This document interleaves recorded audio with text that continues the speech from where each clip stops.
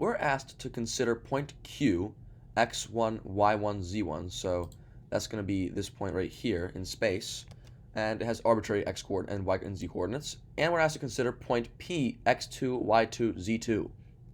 Now we're asked to prove or find the distance between Q and P, and here at Josh Academy we use distance as dist from Q to P because it seems more compact and it's better than writing it out so long, and just it's a nice notation in general that we've developed here. So how do we go about doing this? Well, let's just first consider that in 2D, right, because we're asked this in 3D, in 2D, let's review what we have in 2D.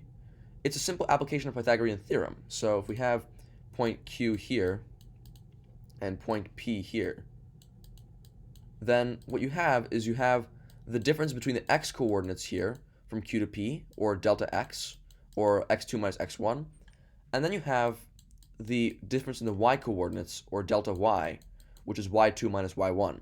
And then, of course, by Pythagorean theorem, their distance will just be the root of the squares of delta x and delta y, and that's going to be the same thing as saying the root of x2 minus x1 squared plus y2 minus y1 squared. So that's a quick review, and that's simple. That's a simple application of Pythagorean theorem here. So then, similarly, in 3D, how many applications of Pythagorean theorem do you think we're going to have? Just one? No, we're going to have two, and this is a very elegant and quick proof as to why that is the case. So let's first consider the differences in the x coordinates from Q to P, and we'll call that delta x, which is a perfect name for it because that is literally just the difference in coordinates. So we're going to say let delta x equal x2 minus x1. And I'm not going to use colors for this one because it's pretty clear. And if we're going to draw that out on the diagram, we can consider perhaps a parallel here where you have the x going on this way, y going on this way, and z going this way. And just the difference in x coordinates will just be something like this, parallel to the x-axis. So I'm going to try and draw that as best as I can. There you go. That looks pretty good. Now, consider at the same time, we have let delta y equal the difference in the y coordinates, or y2 minus y1. And the value of that is going to be the difference in the y coordinates here. And I'll show you exactly how this works. We're going to have that delta x, but remember, here, x and y are on the floor, sort of, quote unquote, of the 3D space. So we can draw the delta y as going from this point, which is still the same y coordinate of Q, to the coordinate of P. So let's just say that this is where P stands in terms of y.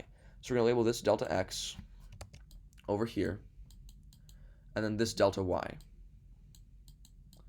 Now consider delta z. And I think you already know what delta z is going to be. It's, of course, going to be the difference of the z coordinates, so z2 minus z1. I'm going to write that 2 a bit differently. There you go. And well, what's that going to be? Well, that's going to be the difference from the z's. So it's going to be something like this, vertical distance. And we can put that right over here, This is delta z. So let's write that down. This is delta z. Now, how do you go from delta x, delta y, and delta z? These are three completely different kind of dimensions. Well, here's how we do it. Let's take it step by step, right? Let's say that we know that x and y here are perpendicular, so we know there's a right angle here, which means that we can just as simply put our hypotenuse here between the z coordinate of Q and the z coordinate space of P as a hypotenuse. And this will just be like the diagonal distance of x and y between Q and P if it was squashed onto 2 dimensions. So let's label that C, because we know we have Pythagorean theorem. And so then by Pythagorean theorem, we have a squared plus b squared equals c squared. So I'm going to write that down real quick. We have a squared plus b squared equals c squared. Well, in this case, our a squared is delta x, so we can say delta x squared plus, well, what's our b? Well, our b is just the other leg, which is delta y, so it's delta y squared equals, well, c squared right there. So we can put that down here. But notice how the line from the z coordinate of Q to the z coordinate of P, or the segment, that's delta z right here, right? That touches C. And guess what? Because the floor of 3D space is perpendicular to the z, right here, you got two of these right angles. We can draw another right angle right over here. And now we can forget about these two legs of this hypotenuse, because we're right triangle, because we're drawing a completely new one. Now we're connecting Q to P literally like this, and we're getting a completely new hypotenuse, which includes now C and delta Z. And let's call the green segment D, because we have the distance, right? Dist. So by Pythagorean theorem again, well, a squared in this case can be delta Z, so we can do delta Z squared plus, well, what's our other leg? Well, it's C, right? So then we have plus C squared equals, well, what's our C squared in this case? It's not this one. The hypotenuse is now D, so it's D squared, which is our distance, right? And we can actually write down here it's equal to D. And so whatever D is going to be equal to, that's what we're going to have. So if we look at C squared, we can expand that into delta x squared plus delta y squared. So we have delta Z squared, that was a horrible Z, delta Z squared plus delta x squared plus delta y squared equals D squared. And so that means that D, or our distance, is equal to the square root of delta x squared plus delta y squared plus delta z squared.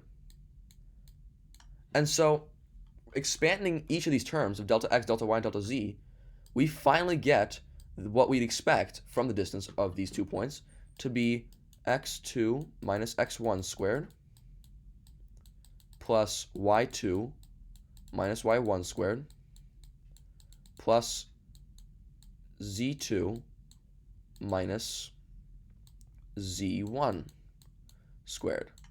And there you go. That's our distance. And therefore, the distance from Q to P, or any two arbitrary points in 3D space, will always be expressed as this answer. I'm going to box it in a different color here.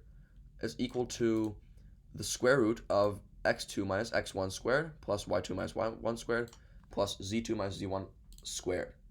So hopefully this gives you a pretty clear intuition of and proof as to why this is true. It's literally just two applications of Pythagorean theorem. We did it once with delta x, delta y, and c, and the second time with delta z, c, and d. And it's a quick, beautiful proof of why that's true. And you might have thought that that was true logically from the very beginning. So that means in 4 dimensions, if we have another variable like, let's say, w, right, then the distance between 2 points in 4 dimensions, if we can imagine it, algebraically, will be the root of delta w squared plus delta x squared plus delta y squared plus delta z squared, and so on and so forth. And this will most likely be, if we can even imagine it somehow in our heads geometrically, a triple application of Pythagorean theorem. And we can go on like that forever and ever with different dimensions. And so this isn't very crucial to this lesson right here, but it's something cool to think about and to ponder about for the future.